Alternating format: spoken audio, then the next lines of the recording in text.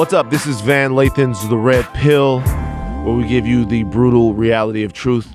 Today's guest, special guest, Demetrius Harmon, better known to people that follow him on Twitter and Instagram as Meech on Mars. His brother has amassed millions upon millions of views for his funny videos and the skits that he does. Huge online following. We're going to talk to him today about his struggles with mental health, about how he has helped people cope in dealing with the stigma of mental health, and about Beyonce's ass. And why is everybody so upset about Beyonce's ass?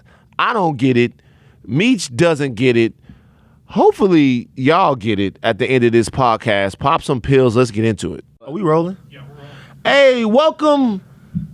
We were already mid-conversation. We were in mid-conversation. Me and Meech, or Demetrius Harmon. So I can't call you Meech You can anymore. call me Meech, though. That's my name. shouldn't- It's like Demetrius. Right. So that comes from my name. Right. But Meech on Mars is no longer me. Meech on Mars is no longer you. Okay, first of all, give it up for Demetrius Harrison. Harmon. Excuse me. Demetrius Harmon. And listen, if y'all thinking, why does Van have somebody on his podcast, he don't even know his name? He had a stage name, but I've just been informed that the stage name, you are retiring and you're going by your real name, which is Demetrius Harmon. Why are you, first of all, if you guys don't know him, you close to 1 million followers on Twitter, right? Yeah, I have 750 or 60,000. And like you're someone that's done a bunch of different skits. You have the thing I like about you is you obviously got your movement started with putting out funny skits, funny videos, and things like that. But it's moved past that. It's moved past that into people looking up to you for things that you stand for some of your mental health things that you do with people. And it seems like your fan base has really glommed onto you, and you're like a symbol and a representative of them. Yeah, that's my favorite thing too, because like people I'm very emotional, and people come up to me all the time like, "Yo, you saved my life," and I just be sitting there like, "Wow," and I start crying. I've cried in front of fans very frequently because it's different to read a tweet or like read something where someone's telling you something very heartfelt, but for someone to come up to you and you can physically like see them and like really see how much you mean to them and feel it, it's completely different. First of all, let's go back over The name? your career. We'll come back to the name. Okay. When did you start making videos, and when did it first start becoming something that you felt like people were gravitating towards? I started making videos my 8th grade summer. Yeah. So when I was 14, but I was on Tumblr, and I had like 3,000 followers on Tumblr for just like Tumblring things, like just reblogging and stuff like that. And then I really was just doing it for fun. It was just something I liked doing. So I didn't even like when I had like 15 viewers. To me, that was a lot. That was enough because 15 viewers is 15 people. Right. And then it was consistent. And I was consistently uploading on Mondays. I had like Meech Mondays, and it's just something to keep me going because I went to the same school from 2nd grade to 8th grade, so I was used to a community, and then compared to leaving that to go into a completely fresh school in 9th grade where I didn't know anyone was like a lot for me. So doing the YouTube videos kept me kind of sane. The art helped you cope a little bit with being outside of your surroundings. Or Yeah. It does that, man. It really does. It gives you a place to kind of dive into. Yeah. Yeah. So how old are you now? 20. Freshly 20. I like saying So freshly 20. when you say you're freshly 20, what year were you born? I was born March 1st, 1998. I graduated from high school in May of 1998. That's ridiculous. So give it up for this little nigga. Everybody clap right now for Meech because he's young. So you made it. Wow. Bruh, I'm proud of you. Like I'm just saying, man. Wait, where's the camera? I do a deadpan all the time. Yeah, like I'm proud of you, dog. Like you really have found your voice. When was it that you started to realize, wow, people are really enjoying these videos that I do, and they're coming to rely on them for their entertainment and for guidance and stuff like that? I would say 9th grade year. Like when I first started doing it, it's really weird because perspective changes. When I would look back at my old videos and how many views they had, I'm like, that's not that many compared to what I do now. How many views do you get on the video now when you do the videos? It depends. It goes anywhere from like 1 million to because I post mostly on Twitter compared to YouTube. Right. So video, with Twitter, it's easier to go viral and for things to spread because they have retweet. Right. And so if I post something on YouTube, we can get 200, 300,000 views. But if I post it on Twitter, it can get 2 million or 3 million just because people are retweeting it. wow, I was telling him the first video I saw was this video that he did was like, he set the scene of what it must have been like when Beyonce was playing Lemonade for Jay-Z. And I watched that video and I was like, because, you know, you're out here in Los Angeles and you're around a bunch of creatives. You're around people who write, act, and they do all of these things. And there's subtle things about watching somebody that either they have it or they don't. Yeah. There's nuance to art, right? There's nuance to making somebody laugh. And just in some of the and it's you playing both roles. It's you playing Beyonce and Jay-Z. And I'm like, yo, man, this kid is mad talented. What do you feel like your fans expect from you? Like, because now I've seen you do some of the mental health stuff. Is it the Vine thing kind of went away? No one's doing that anymore. Yeah. And even like a lot of the funny videos and the skits and stuff like that, it's just not as hot as it once was. Like, what do you feel like your fans have come to expect from you now? Me to be whatever it is that I want to be. I like that the most about them. They support whatever I want to do. Like, if I would tell them I'm dropping a video, they're like ecstatic about it. If I tell them I'm dropping a playlist, they're ecstatic about it. If I tell them I'm doing a poem book, they're happy about it. So really whatever I want to be, they're happy to support it. But I do all the same things, just is whatever mood I wake up in. You know, if I don't feel like recording a funny video, then I may upload a video that's just insight, you know, telling them that everything's gonna be okay. Or if I write a poem, I'll upload that. Right. One video that I saw that you did, it was one where you were having a panic attack. Yeah. And I have dealt with panic attacks since I was a little bit older than you. Because when I was born, I was older than you. I've never been as young as what you are right now. So I guess I was around 22 or 23 when I first had a really bad panic attack. We were on our way to see my cousin, Glenn Davis. He was playing in the basketball game. I was riding in the car with my Glenn boy Davis? Ryan. Yeah, Big Baby. Why is that funny? Why is that funny? That's so random. Like that's like a Snapple fact. Like, right? It's my cousin. Van Lathan is related to Glenn Davis. That's right, so it's random. My cousin, man. It's my cousin. Like, yeah, like Big Baby, like Celtics. You were from the same place. Like, I don't know where Big Baby's from. He's from Baton Rouge. Like, he's my cousin. Okay, why would I think? Okay, he's from Baton Rouge. You're from Baton Rouge. They're related. But I say that he's my cousin, and you like, damn, I felt a certain way about that. That's my family, man. All right. No, I'm just fucking around. Okay, but yeah, you were headed to. So anyway, we're going to a basketball game to watch him play basketball, and we smoking weed. We in the car. Shout out to Ryan Davenport. We smoking weed, and I hit the weed, and I lay back. I fall asleep for like 2 minutes, and when I wake up, my heart's beating like super fast. Yeah. And we stop at this little town in Louisiana called Bro Bridge. And we stop at the town, and we go in there, and my heart's beating fast, and it won't slow down. By this point, if you've never had a panic attack before, there is no way for anyone to convince you that you're not going to die. All right? Like 100%. There's no way for anyone to convince you you're not going to die. So my heart's beating super fast. I'm sweating. My heart won't slow down. I'm going to go ahead and out Ryan a little bit. Ryan is crying at this point now. He's my boy. Because he's scared for you. He's scared for me. And first responders have showed up. And everybody's coming and stuff like that. And all I hear is, okay, get the chopper. So I actually get airlifted. That's crazy. From Bro Bridge to the hospital, right? And of course, as it goes with a lot of panic attacks, by the time I get to the hospital, I've calmed down. Yeah. So when I saw the video, because in the video you're having a panic attack and someone comes over to you, and it deals with the way that sometimes in our community we deal with stuff like that. Because the first thing that the person told you in the video is, why don't you pray about it, right? Yeah, I hate that. And it's not that we don't want to pray about stuff. It's not that I don't want to take stuff to God, but it's like, yo, this is happening right now. This is like it's like I remember my mom being like, that's a spirit, and I'd be like, okay, mama.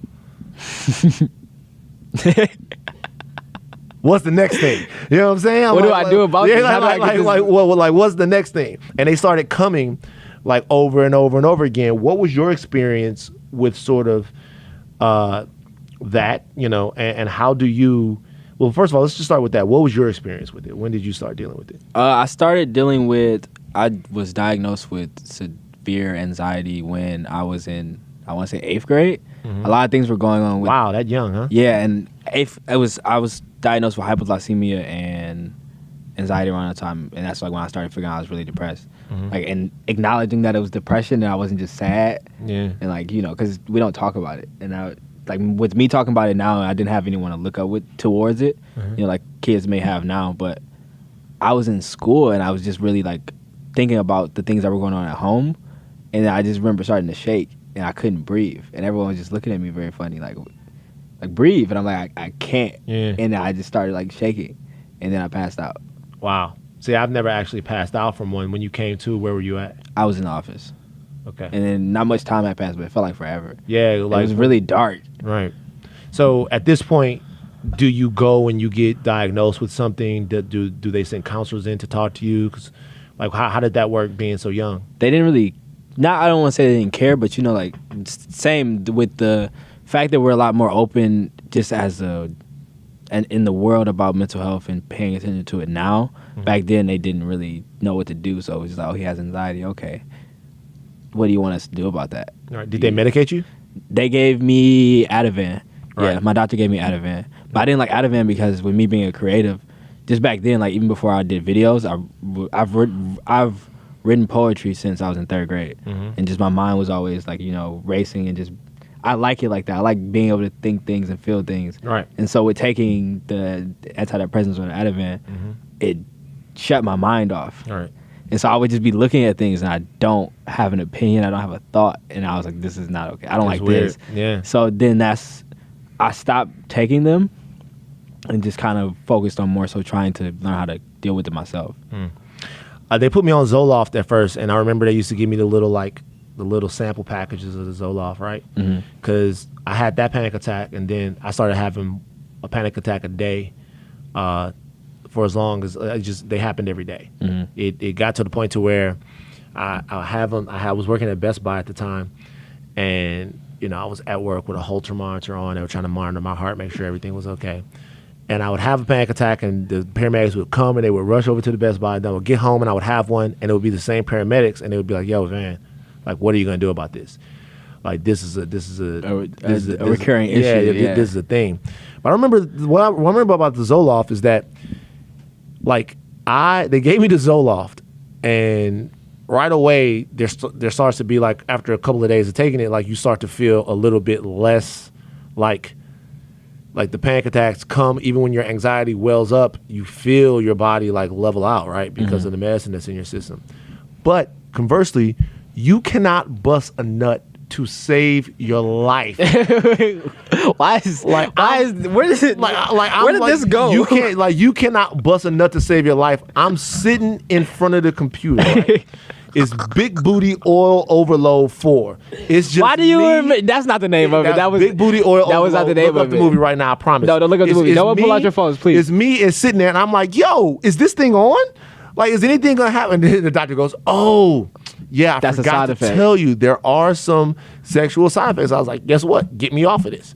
So how were you during this time? I was 24. Oh, I'm sorry, dog. Yeah.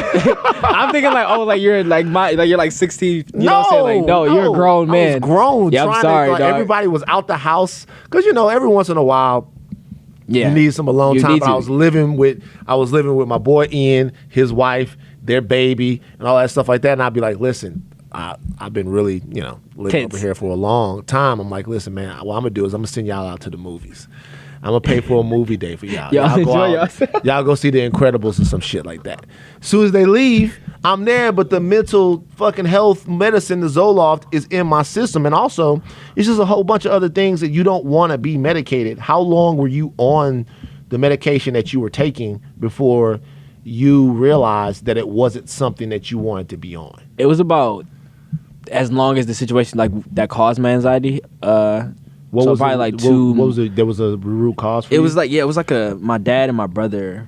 I'm my father's only biological child. Sure. But then so he raised my brother from probably like, I think when he was like 1. Right. And so they got into it over like a scuffle and got into a fight. But around that time is when my brother had my niece, and I was really like attached to my niece because I was there for her like when she was born and like stayed around her and all that stuff, whatever. So I couldn't see her, and then so just thinking about that and thinking about I'm really family oriented, and then so just thinking about like the direction our family was going in, and like really overthinking with the fact that I thought I was never going to see my brother again, or never see my niece again, never see my nephew again, or that my family was never going to be whole again. Jesus, so much for a 14-year-old to take, man. Yeah, it's a lot. And then there's like my godmom was murdered when I was in 5th grade. Wow. Like a lot of things I think caused my anxiety as far as the uncertainty of life.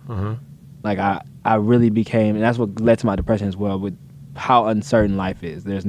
I could really wake up and someone could be gone. You know what I'm saying? And that's a possibility every second of the day. You're young and you're just coming to terms with those realities around that time. Yeah, and I was like around, because I had never dealt with I dealt with a lot of loss. Loss is really, I think, what caused me to have my anxiety and my depression. So to answer the question, I was on the pills for probably like 2-3 months. And then just not every day, because my anxiety tests were every day, and I would feel anxious every day, but I just would try. After like the first 2-3 days of using it, I was like, I don't like this, so let me try not to. Which is the worst possible thing that you can do. If you're gonna be on the medicines, like right now we're sitting here, I'm on Lexapro. People that work here at TMZ, you guys might not remember, but there was a situation about 1.5 years ago to where I missed almost a month of work. And I missed that because I just broke. I kind of passed out here in the office a little bit. And, well, not passed out, I got super dizzy and I fell, and it was like the same thing. It was like being right back in the situation that I was in before. But this time the symptoms were physical and stuff like that. And so I felt like for me, personally, being an older man now, that the medication was something that could be beneficial and helpful. But it's very important that if you're going to take those medications, that you don't fuck around with the dosage. I mean, be on them one day and be off them the next day. You have to take them and let them build up into your system, and then you have to really be regimented about taking them and about getting off of them. And sometimes, especially where I was from, the doctors, we didn't grow up in New York and LA. Yeah. Where people are coming to the doctors all the time saying, yo, something's messed up in my head. Yeah. If you grew up in Detroit, they're like, you grew up in they're like, yo, son, something's wrong with you. Take a couple of these, you know what I'm saying? But like there's a way to be on those and there's a way to be off of them. Yeah. Did you feel after you got off of the medication that there were people around you to give you the sort of the strategies and the coping mechanisms that you needed to deal with this, or did you have to figure it out yourself? I would say my mom was there a lot. Like my mom was just there to talk to me, even if she didn't have the answers. We kind of figured it out together, like having that support. But a lot for myself was figuring it out, because even I didn't know that you weren't supposed to do that. So now that you mention it, I was like a very like. You're not even supposed to skip a day. See, yeah, I wouldn't know that, because it's like they just give it to you. There was no instructions like take these. Right. You know what I'm saying? So take it. It was kind of. I was told not even taking it once a day. I was told to take it whenever I felt. Oh, well, I might be wrong. It depends on the type of medication, because I don't want to speak out of turn, because I have Xanax for whenever I'm about to have something. Yeah. And so it's different. Right. So yeah, if you're on the SSRI, like it's Zoloft or Lexapro or something like that, then you might be on it a little bit longer term. Like I take it once a day. Maybe they didn't want to get you on something once a day because you were so young. So I could be wrong about that. But even with taking it and not taking it, I became very, what is the word? I can't think of the word, but I was very aggressive. Like, cause I would go from, I'm very like calm. I would usually be very calm and just like, to myself. But I think with going from feeling everything and overthinking everything to feeling nothing, then going back and forth, like just that back and forth really messed with my mood and my emotion. I had a lot of mood swings and stuff like that. But what's the lowest you ever got? The lowest? Yeah. What do you mean? Like, when was it the hardest? What's the hardest times that you've dealt with sort of the mental health things? Like, what's the worst? Specifically anxiety, or just mental health in general? Either way. Every time someone passes away, my auntie passed away in 11th grade. Yeah, she passed away, and she passed away before I was supposed to go see her. The problem that I have with when people pass, it's always right before I'm seeing them. Right. So my grandfather passed away. He passed away in the hospital, And then so I beat myself up about it because I didn't go see him while he was in the hospital because I was like, I don't want to see him like that. Right. He just had pneumonia. I was like, he's not. He's gonna make it out. Right. Didn't. And then when my godmom passed away, I just had met her like 2 weeks before that. Like I spent like 3 days with them, and she was like an angel, you know, like because I didn't know her, but she's my parents' best friend. Right. So you know, of course, she knows of me, and she's treating me like she was just treating me very nice. Right. And so I had a really good connection with her, and the next thing I know, she's gone. Yeah. You know, so but I would say the worst times it was throughout all of those deaths, like dealing with it and learning how to move past them. With my aunt, it really bothered me, and my great grandmother really bothered me because my aunt, like I said, I was supposed to go see her, but then also with the fact that she was like my #1 fan. You know, like I didn't tell my people outside of my family that I was doing videos because I curse so much. Right. And I was young, but just as a person, I was really shy. So this was completely different from the Meats that they knew. You know, I'm really reserved when they see me. I'm just, you know, sweet. And then they go on the internet. I'm like, fuck this, fuck that, bitch, nigga. You know what I'm saying? So it's like, and I wanted them to be proud of me, and I didn't know if that was something that they would be proud about. And so I didn't tell my aunt for a long time to do videos until it came to a point where, like, my cousin would be telling her friends, like, Micho Mars is my cousin. And she's like, who is Micho Mars? And then she would tell them, like, oh. And then, you know, she made the connection and stuff like that. But then when my grandmother passed away, we were supposed to go. My grandmother had dementia. And my grandmother had dementia, so she didn't remember me. But we were supposed to go see her before, like, because we knew she was unhealthy, and like we knew it was getting to like that point. And then so we were supposed to go see her, but what we did was we went on vacation first in Alabama. So we went to a beach house to see like the rest of my side of the family. That's in Alabama, and then we were supposed to drive to go see her in Bessemer. And then this is really emotional. It's okay.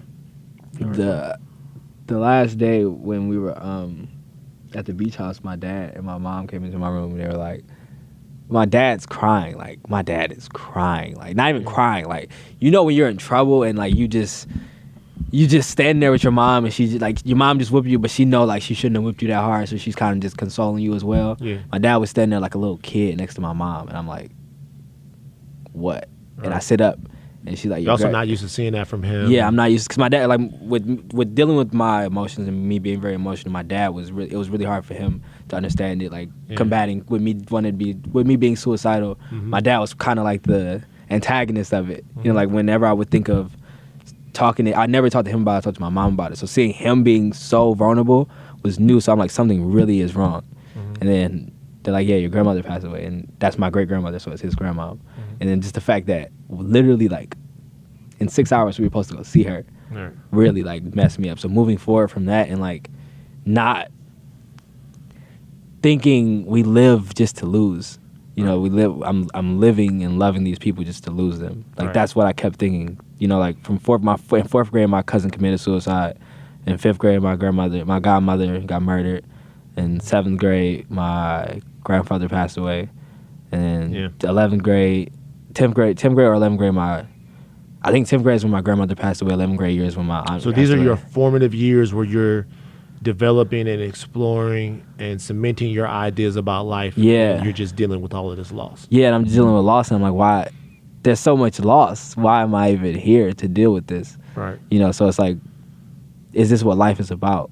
Right. And it's, you know, like learning now that it's a balancing act. You know, there's good moments, but we never think, in the midst of the bad moments, we can't think of the good moments. You know what's funny is my father used to tell me this is what life was about. My dad would be like, it's such a fatalistic view of the world that I was brought up with, and I think that's kind of what contributed to it for me. Is like, I remember we were watching The Terminator, and I remember this is when everything started kind of getting cemented in my head.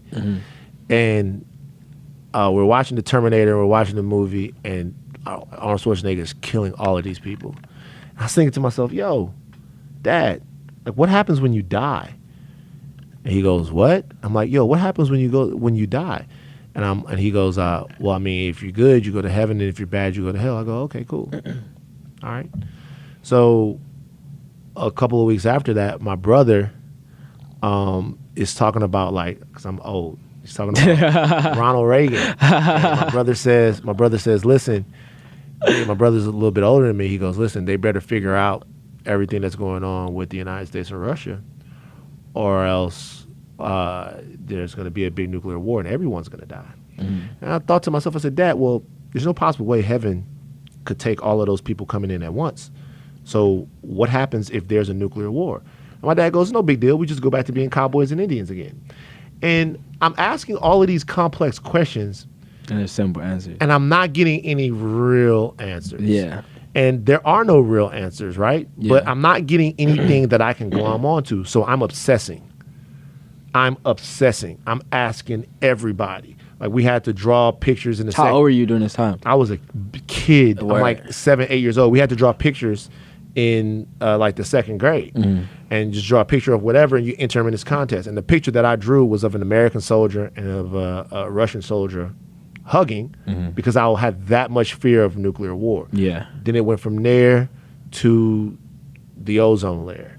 And it went from there to the Gulf War. I was just obsessing and obsessing and obsessing and obsessing, and I could not stop thinking about all of these things that my brain could not deal with, right? Yeah. And I was writing essay-length stories trying to deal with this stuff. And my father told me, my dad, who has a very simple way of putting things to me, he said, like, life is to be enjoyed. You're going to have a lot of enjoyments and stuff like that. But he said the majority of your life is going to be about how you bounce back and deal with things that are not so good that happen. Yeah. And he's like, you're going to have to understand whether there's going to be faith, whether there's going to be whatever it is that you do, how to not get overwhelmed by bad things that happen. He goes, when your Uncle Gent passed away, who was like his hero, he's like, I had to remember that in order for me, if I go down, then like I'm going to take you with me.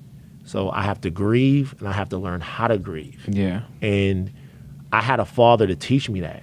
And sometimes I wonder about brothers from my neighborhood who are dealing with all the loss, who are dealing with homies and big homies and cousins and aunties and people like that.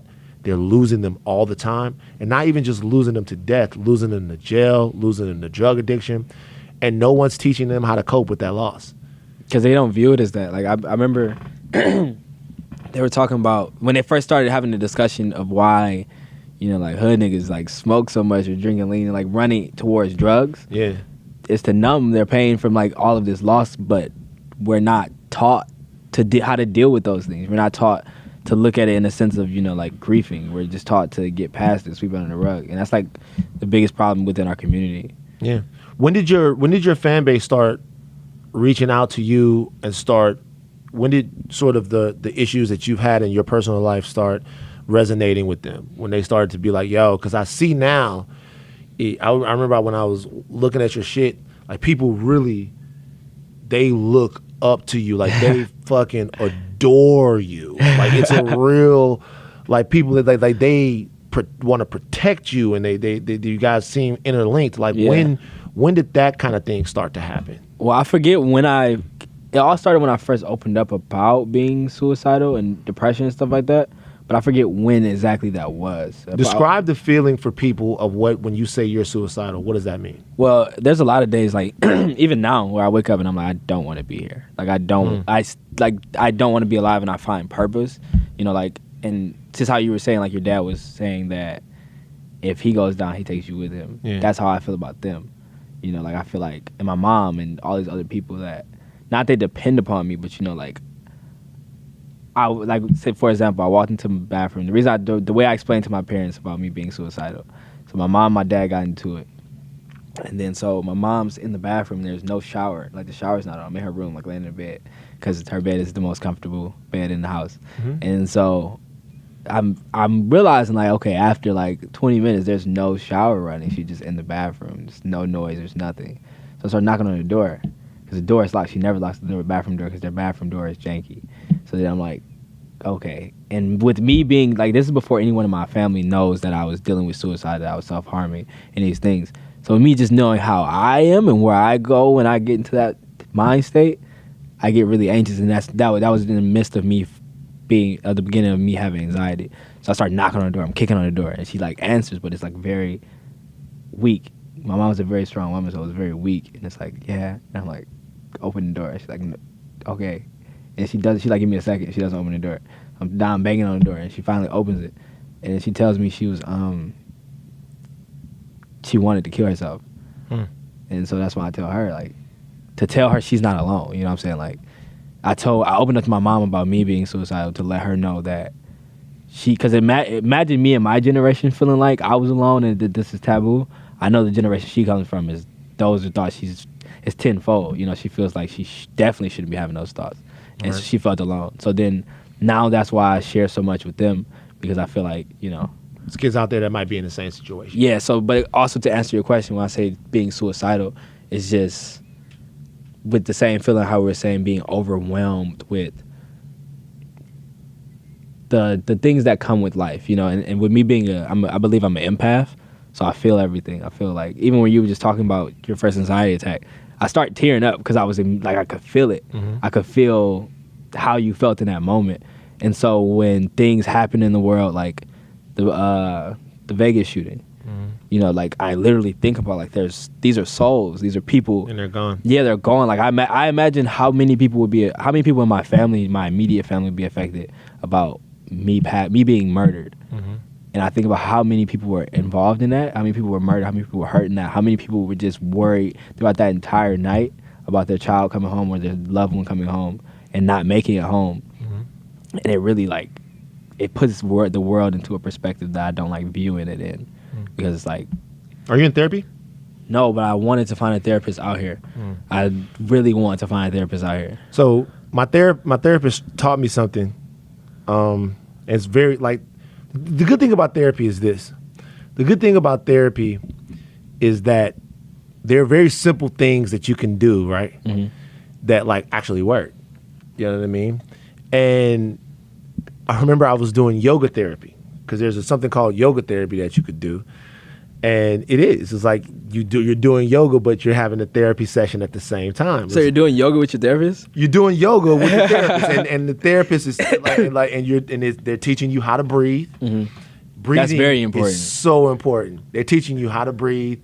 They're teaching you techniques to sort of elevate yourself, and you're also getting something that's physical.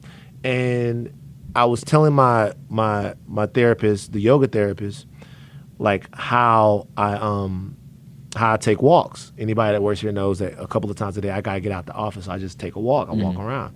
And she goes, next time you walk, look up into the sky. You don't look into the sky? You never do that? I didn't used to. It's the best thing you could ever do. She would like, next time you walk, look up.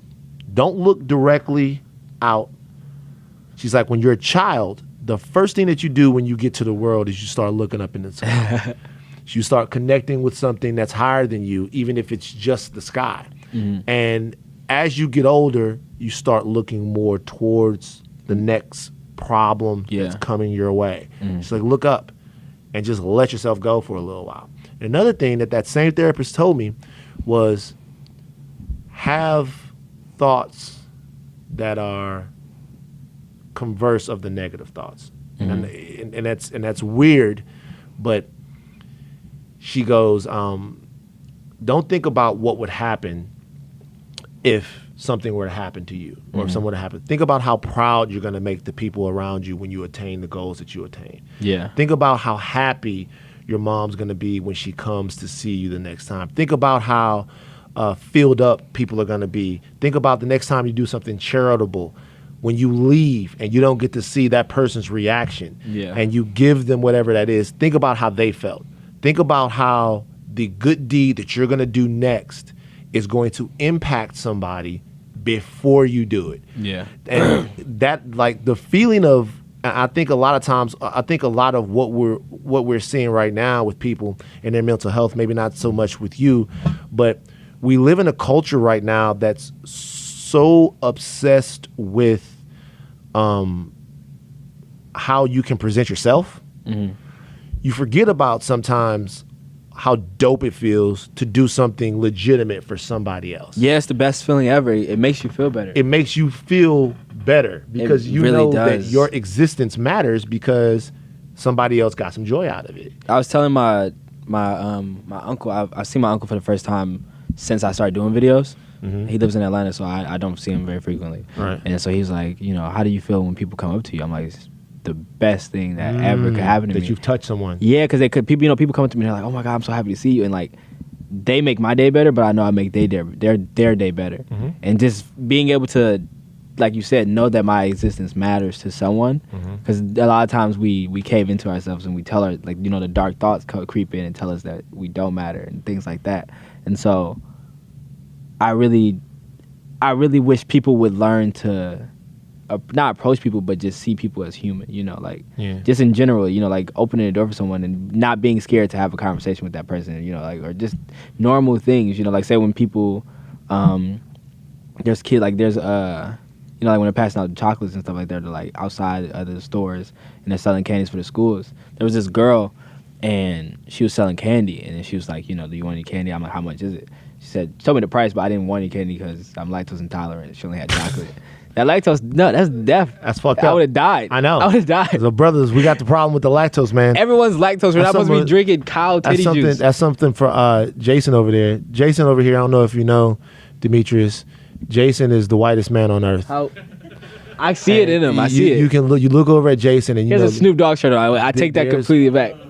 No. Oh wait, you're not Jason? Austin is Who's different. Jason? Austin is actually Okay. Austin is different. Jason, like, you can look at him and tell how much he likes to drink whole milk. You like whole milk? Just wake up in the Do morning. you like warm milk at night? Yeah, exactly, with no sugar. That's not good. Really funny. When I was a kid, like up until I was like 6 years old, I would drink like 6, 7 glasses. See what I'm saying? Who are you? See what the fuck I'm talking about? The Antichrist? Why do you have the Antichrist? And you know what he would do? You know what he would do with the milk? He'd take just a scoop of mayonnaise and put it in the milk, and then just little around, then just drink that shit. But it's right. Oh my God! Do you like almond milk? No. He needs the whole white man milk. All right. Yeah. That's not even. I'm not looking over there anymore. Right. Almond milk is amazing. But yeah. So you were saying, no, you buy the candies from. Oh yeah. So I didn't want the candy, so I just gave her like $5. I'm like, here, you know, just take it. And she's like, wait, my girlfriend loves you, and like just we connect with people. People don't connect. There's a border between us, you know, like we have this just like a wall up, you know, like we can say how are you doing, but we don't mean how are you doing. We don't care to listen for that response. Right. And we don't care to talk to people. So then I'm looking at her and I'm seeing in her eyes how happy that just made her, you know, like not even the fact that I just gave the money, I didn't care for the chocolate, but just the fact that I was having a conversation with her and she could feel me listening to her and speaking to her and just all those things. So I wish that was in our culture to be more like people, you know, like see each other as people instead of having that wall up.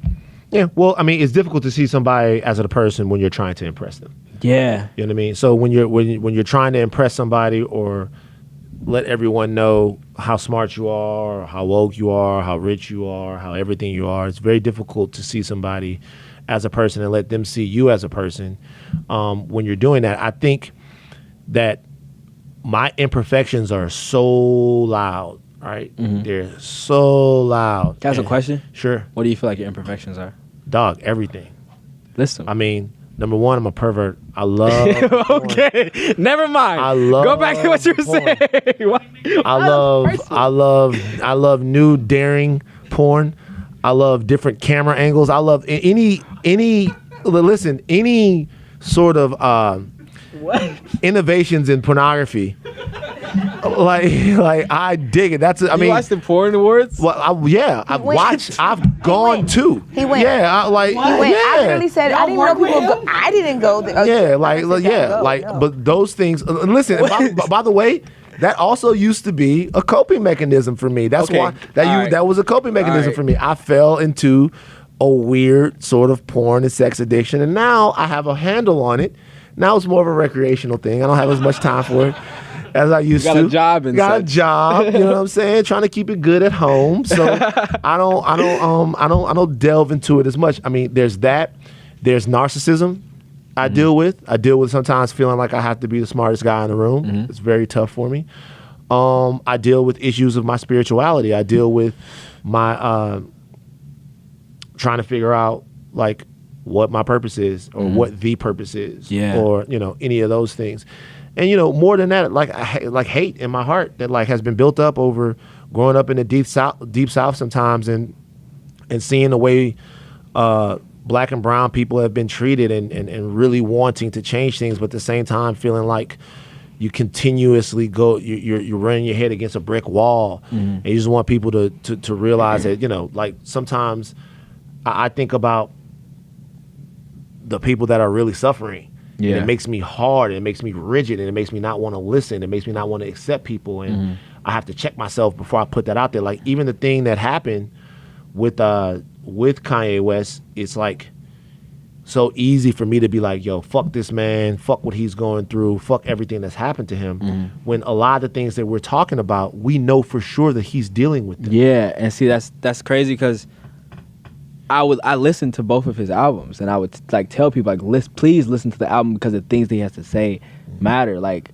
on one of the songs he says, it's not my bipolar. That's my bipolar speaking. It ain't no disability. It's my superpower. Right. And like, okay, it's Kanye West, and like I know he's going through these things, so I just listen to it without putting everything that he is onto that song and just trying to take the message in, but also acknowledging the fact that okay, the things that he's saying can influence a lot of hate. That can influence a lot of It's bad just things hard that for me, happen. man. It's hard. It's really hard. It's hard for me because sometimes, like, you deal with the individual and what they're going through, but yo, I'm thinking about people that have raised me and put their life into me and put their soul into me, that have told me, listen, there are these powers that are going to try to stop you from being your best, and if you don't stop them, they'll do it to your kids. And if you don't stop them from doing it to your kids, they'll do it to their kids. And at some point, there's got to be some generation that says no to them. Yeah, stops it. That stops that, and that gets inside of me, and it can sometimes take me out of myself, Yeah. So when I hear somebody empowering that, or when I hear somebody doing what I think is empowering that, it's hard for me to be empathetic. Yeah. And we have got to find empathy in all of these situations. So yeah, I tweeted that. I was like, I just feel like my generation and the generation after us will have a lot more empathy. We're learning to have empathy, but we're at a point where, just how you're saying, where there's so much anger in our hearts, and we don't want to listen. Like like even listening to the point of, I feel like you have to learn your enemy to know what. You have to learn your enemy. Right. So like they wouldn't listen to what he's saying. I'm not saying you have to agree with it, but you just have to hear it.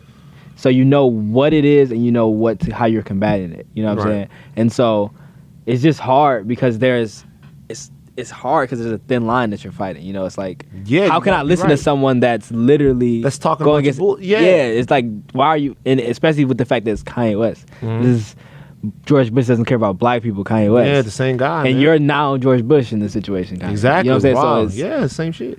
What do you feel like is specifically happening mental health wise to your generation? You were born in 2012. So what, why do you have these slick jokes? And then you try to talk past them? No, no, we're gonna acknowledge this. What do you? It seems like, especially with people that are in celebrity that come from your age group, like I guess you're actually even probably after the millennials, really. That there's a lot of talk about mental health. There's a lot of talk about people being depressed. There's a lot of talk about people being angry and sort of not finding themselves. Is this a symptom of something that specifically afflicts you guys, you young people, or is this a sort of awakening of people being able to discuss these things? I think it's a mix of both. I think, we're just allowed to talk about it now. Right. So it's like, okay, he said something about it, so I feel safe. And that's, like I said, that's why I do it, so people can feel safe.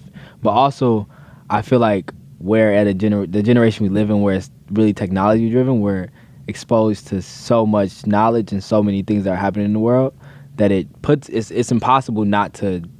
You either have to turn it off or you have to deal. It's trauma. Every time I go on Twitter, I'm seeing a black kid shot. I'm seeing black people. Yeah, that's tough. You know what I'm saying? It's hard not to be a black man and be fearful of my life. You know what I'm saying? And me being the black man I am, I don't fit the character of what white people are fearful of. Right. But still, me being a black man in America and black children, a 10-year-old getting arrested and he's peed his pants. Right. There's all of these things going on. So it's like, I feel like the I have an idea about that, by the way. What? I want to get it started right here. Okay. Thursday is Happy Shit Day. What does that mean? What? Take a shit and Thursday, taking the shit makes you very taking the shit makes you very really happy. fix your day. I swear to God. Taking shit makes you. But It's like therapy. every Thursday, what we should do is we should change the narrative on social media. This is not to get at anyone who posts videos that show black people in fucked up situations, right? We need to see them sometimes. We need to know the injustices that are happening. But I say that every Thursday, every Thursday, what we should do is our timeline should be filled with human beings who are achieving, human beings that are, I don't give a fuck if it's puppies, if it's kittens, remind each other that we're working on it. We don't have it figured out, but we're working on it. Good News Thursdays, all day long, no negativity zone. For one day, I promise you the world is not going to stop spinning if we don't remind each other how fucking terrible it is. I promise you, man, it'll be cool. I'm with it. I'm with it. That's all I ever do is post things like that. That's what you do. But sometimes I'm in here posting videos of niggas getting fucked up at the Waffle House, Hey, you be and like, I gotta shit. stop myself. I'm like, I gotta stop myself. I'm like, yo, bro, let's post the kids graduating, and let's post people. You know what I'm saying? Like, and sometimes it gets a little tricky. Like, I try to post cool videos of people building robots, and I think, wait, is this a good thing? Because these robots can fuck us up one day. Yeah. So, you know what I'm saying? So It's I don't know. conflicting, yeah. It's conflicting, but I get it. Like, that's very, very hard to be continuously reinforced with that. Do you feel like your videos and your art and the stuff that you do, does that help you cope? Yeah, it does. Cause like I've been doing this thing recently where I make videos and I say a message and like whether it's inspirational or just something to myself. I say it's like I'm speaking to myself really. And I put the camera up and it's like I'm looking at a mirror and I'm telling myself these things. Right. But then I post a video and it's me telling these people as well. So in one of the videos, and I dance, I play a song I like and just sing and like let all of it out. But one of the videos, when I went to sleep, it was like the first day where I tried to go to sleep without any form of. I have a very addictive personality. So do I. Yeah, so like I could get really addicted to a person and like you know like say just like all of these things I get addicted to like drugs, all these things like to help me with whatever it is. Right. So like because I'm an escapist, Right. so I run away from reality. You know, so Most great creators do, by the way. yeah, I'm hip. So Yeah. when I be going through stuff, like I'm great though. So Yeah. this is a sign of greatness. Right. But it was the first day where I was trying to go to sleep without smoking very frequently. You know, like we'd smoke and then I'd be like, roll another one. And he'd be like, are you okay? And I'm like, inside I'm like, no, because I can't go to sleep without this. Right. But I have to be better than that. You know, like I can't. And if I wouldn't smoke, then it's like, okay, but I'm taking Aleve PMs. I don't have a cold, but I'm taking ZQuil or NyQuil, you know, like to go to sleep because my mind is racing. But it's like or going into Ativan, things like that. But it was my first day of trying to sleep without it, and when I woke up, I just didn't feel good. But now I made the video, and then when in the midst of me making the video and me talking about it, it helped me. And then with posting it, it as well helped other people because it let them know that they could do it as well. Right. So it's like, yeah, it's both. Yeah. Do you fuck your fans? No, You don't. no. Why? Is that not It's therapeutic? weird. No, it's weird. Why? They just get weird. I've met like fans in person, And they be and trying to fuck. they be trying to fuck with me. I'd be like, all right, dog. Like that's not what I want to do. But then they're just weird. Like fans are clingy. Yeah. Like I can't fuck a fan because sex makes things clingy. Right. And then you're Put already that meat clingy. stick on them. Yeah. And then they're gonna be clingy. That's what you're trying to say. You hear him over here talking about it?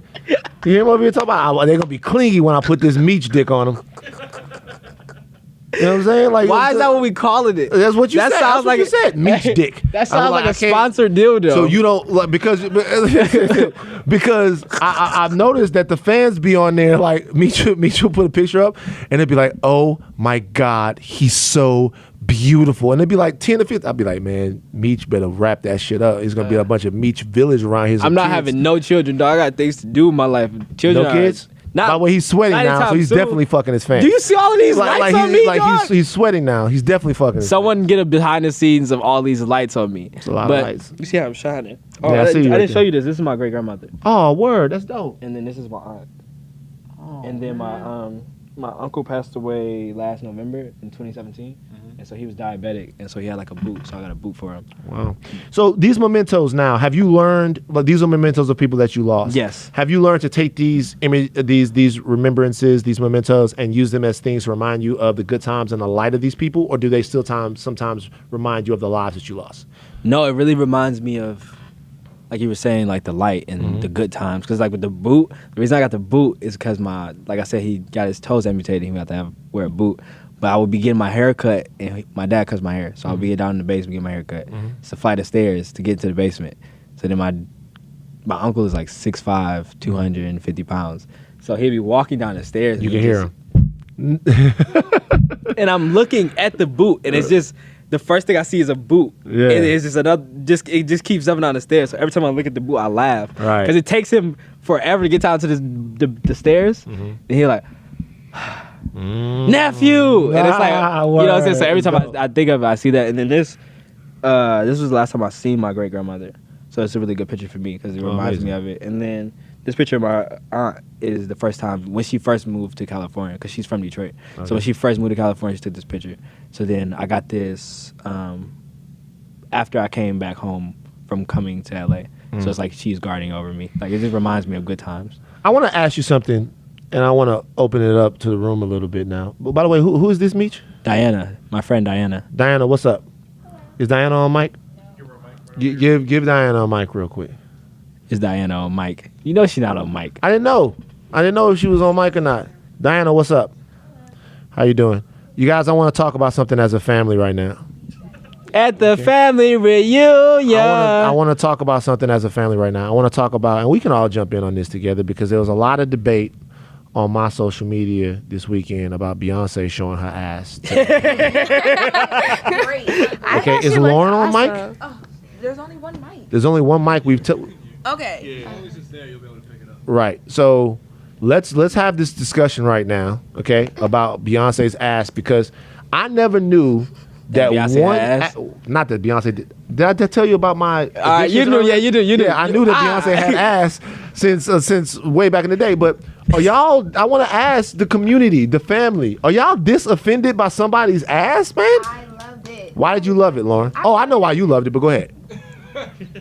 I brought it up at brunch because I just feel like At brunch, I'd be so mad. I'm eating, talking about ass. But no, I'd be my pissed. friends knew why, because I feel like people are so quick to be like, you either have to be super sexy and not be successful because you're intelligent and you're like savvy and you are knowledgeable and educated, or you're educated and you're all the other stuff and not super sexy. It's like one or the other. There's no like sexy, I have a nice body, I can do what I want, but I'm also very smart and I run my own business. Yeah. And I have my hand on a Can I bunch ask you a of question? things. Can I ask you a question? Why do you even have to have your own business? What if you unemployed and you want to show your ass? Okay. Is it any worse then? No. All I'm saying Show is your ass if you wanna show it. If you are sexy at any point as a female, people automatically discredit your intelligence or your ability to do things but be sexy. I feel you. And that blows me. I hate that. I just feel like there's no like intersection of the two. Oh, come on. I'm just saying, you mad, man. Yeah. Like people This is been the leaving comments on your conversation shit, I've huh? been having with people for so long. No, I have gotten like comments on my Instagram, like, cause I swimsuit model, and people, I've literally have gotten people say to me, What is your problem? Oh my God, no. Who raised you? You have a brain. I'm like, you know, I still have a brain, which is helping me read this message that you took your time to write me too. Like, just because I took a picture doesn't mean I don't have a brain. I just liked it because people, they love to make Beyonce this like super can't do any wrong, and when she did that, no one could say anything. But when No, they did say it because I posted the picture of her, and shout out to Jay because you a brave motherfucker, homie. Like I posted the picture of her and Jay where you could see the ass, right? That other picture, I don't like the other picture. I don't like the other Somebody picture. said I never wanted to see this much I of never- Jay-Z, no, and no, I no. 100% agree. The Like the other picture was a little bit. The other picture was listen. No one lays like Hov that. is What a- is that Hov is a about? goat. Hov is a goat. But come on, man. weird, though. That picture was a little bit. It was. It was like like it was made me feel uncomfortable. All right. But the other picture I liked it. I just said the only thing I said, my only critique of the picture was that, yo, maybe this would have been one where Jay-Z could have got out this picture and just let Beyonce be great. He really you know what I'm coulda. saying? Just for like 1 second. You know the Beehive hates Jay-Z. Every time, oh, it's the funniest thing. Every time he comes on stage, if you like look at the live tweets, like say when she did, I don't remember if he came out during Coachella, but like whenever he comes out, they're like, why she bring this nigga? And This nigga is Jay-Z. but they don't like him because he cheated on Beyonce, and they Man, won't forgive him. They got over it. They didn't. Dog. That's what No, I I'm saying Beyonce and Jay got over it. My thing yeah. is, and I put the picture up there, and I'm thinking, you know, this is Beyonce's ass. It looks great. She's a mother and an entity and a brand. And there's people on there like, she just like Kim Kardashian now. I can't believe that she did this. And I'm thinking to myself like, wait. First of all, a couple things. Beyonce been shaking her ass For so long. since she first came out. I will never forget this. I'm gonna put everybody on this. You're the ass connoisseur. Yes, I'm gonna put everybody on this. There was a concert, and the concert was called Beyonce and Friends. All right, this concert happened in Detroit. It was like 2003 or 2004. It was right after Crazy in Love pop dropped. It was Beyonce, and she was on stage with the rest of Destiny's Child. And this day, Beyonce forgot her stockings. So she's up there shaking that ass, and the dress is popping up. What is and wrong she's with in a you? thong. I'll never forget this. What is- I've tried to search for it on YouTube since then. Diana, don't go nowhere, because I gotta get your opinion on this. Sit back down. But what I'm saying is, I say all that to say that A, I'm a sad human being, but B, that Beyonce has always embraced her sexuality. Diana, as a woman, were you offended? Because we know Lauren don't care because she's thinking about her own agenda. But like, as a woman, were you offended by Beyonce's booty? No, why? Like, I don't get it. So I was happy about this. you was happy about it?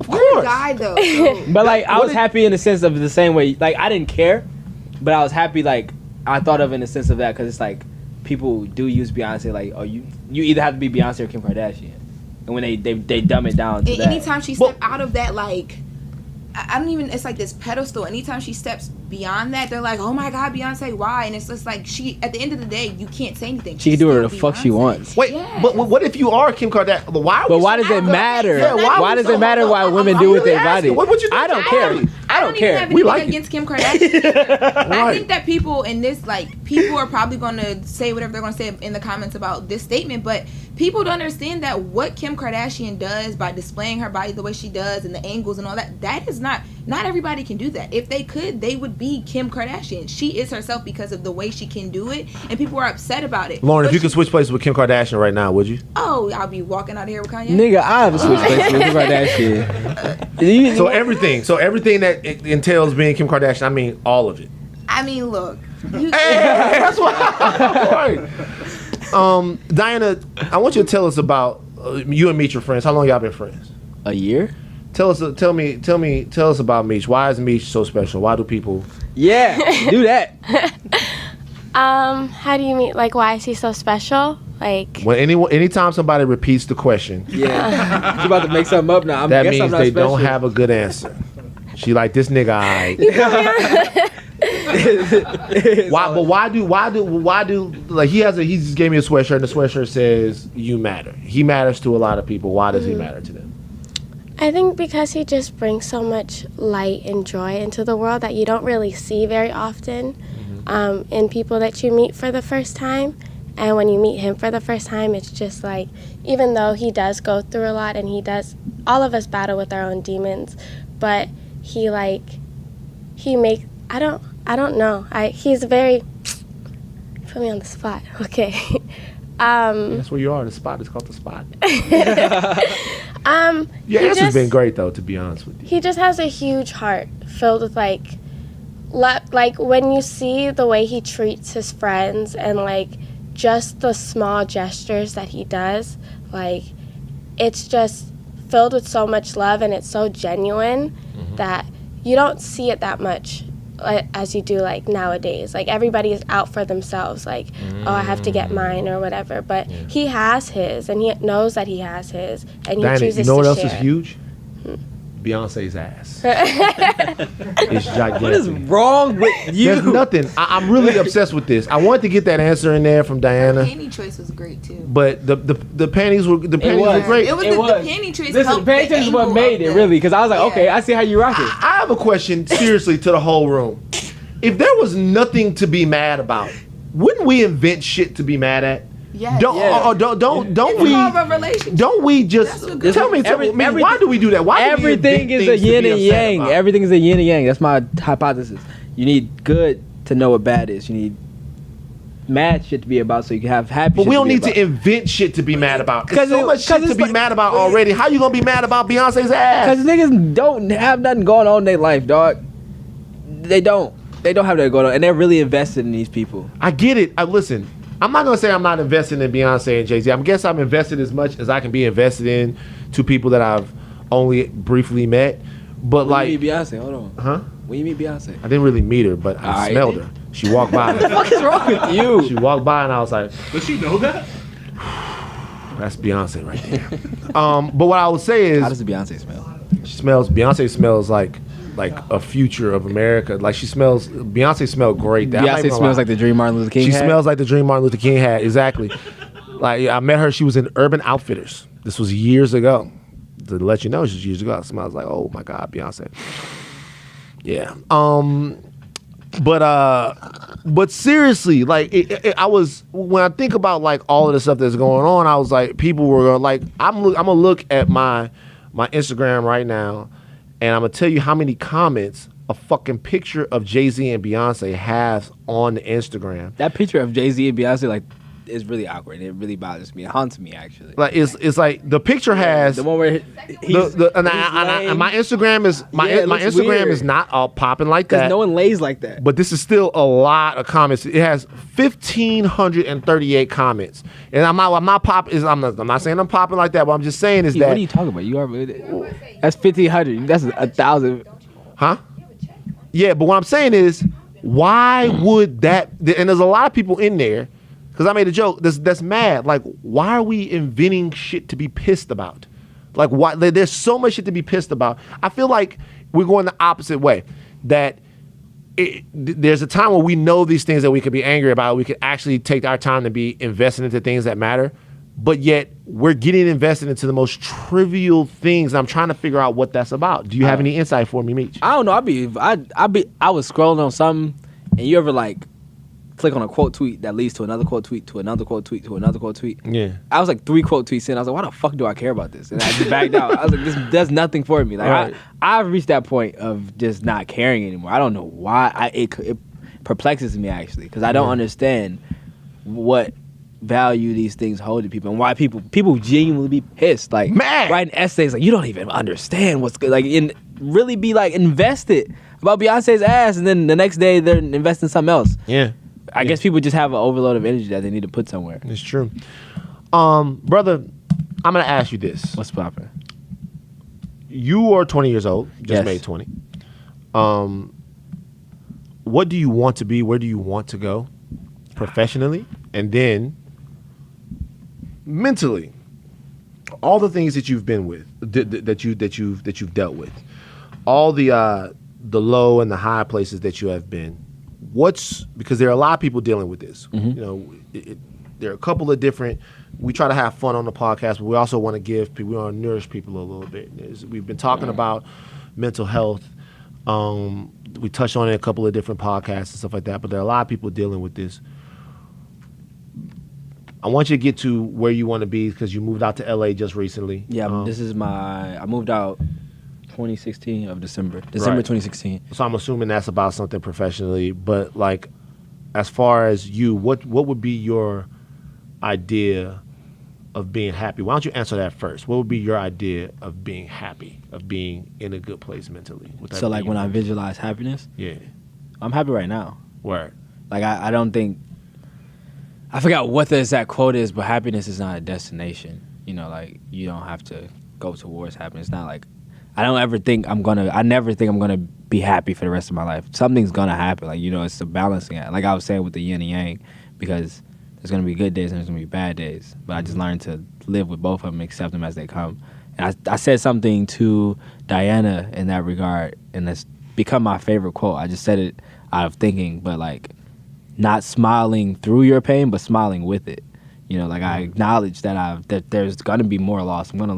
Someday my mother is gonna die, and I'm gonna have to deal with that. You know, someday my father's gonna pass away. I'm gonna have to deal with that. But I also have the times with them now. You know, like there's happiness in everything. It's just about seeing it, and as well as there could be sadness in everything. Is that your sort of your message to your peers and stuff? Because, you know, like we talk about, like even with we're seeing a fresh rash of suicides from people who would have ever thought that Anthony Bourdain would take his own life. You know what I mean? People like that. Like, is there anything specifically about your experiences with depression, with being suicidal, that you can impart into somebody that might be listening to this podcast that's dealing with the same thing? Is there any one thing? Is there any one method? Like, what is it? It was really hard I don't even know how I got to the point of where I am now. Like I gave a speech. They gave a graduation commencement speech, and I was telling him, I opened up to him about me being suicidal and how like I found my purpose. You know, like my purpose was making people smile, regardless if that was through the videos or not. You know, like when the videos go off, it's not like I just turn into this mean person. You know, I'm the same person everywhere. When I see people and they speak to me, I speak to them back. And if they want to have a conversation, I'm open to it, stuff like that. But I don't know. It sounds really cliche to say, because the most true things and the best things, advice in life that someone could give you, sounds cliche because you hear it very frequently. But genuinely believing that it will get better, you know, like, and not being naive, like, oh, this would just go away, you know, and understanding that. You know, I dealt with being suicidal, and I was clean from cutting for I don't know how many years, and then I cut again in summer of 2017. And you know, like even with that, like I didn't beat myself up about it. I realized like this is not your fault, but you know, like this happened. There's nothing I could do about this except for moving forward to the next day. You know, we try to think in a sense of so far ahead in the future. You know, we think of today is a bad day, so tomorrow's gonna be a bad day, and this is the worst day, and we can't get out of this darkness. And it's so hard to deal with it because it's our mind, and our mind is what's telling us this. So it's hard to flip our mental. But I would believe that if we learn to view life differently, we learn to accept that bad things will happen, but it won't be like that forever. You know, and it's very hard to think of in a sense, but no happy moment has ever lasted forever. So why do we think the bad moments will? Just because the bad moments feel like forever and the happy moments feel like a second. Fleeting, yeah. So it's a balancing act, but it's about genuinely believing in it, you know, like, and not just saying, okay, it'll get better, but genuinely believing like one day it will. Maybe not tomorrow, maybe not in 2 months. I'll tell you what, you are the deepest, wisest toddler that I've ever Stop talking to me. met. How old are you, man? How old are you? I'm 38. That's crazy. Yeah.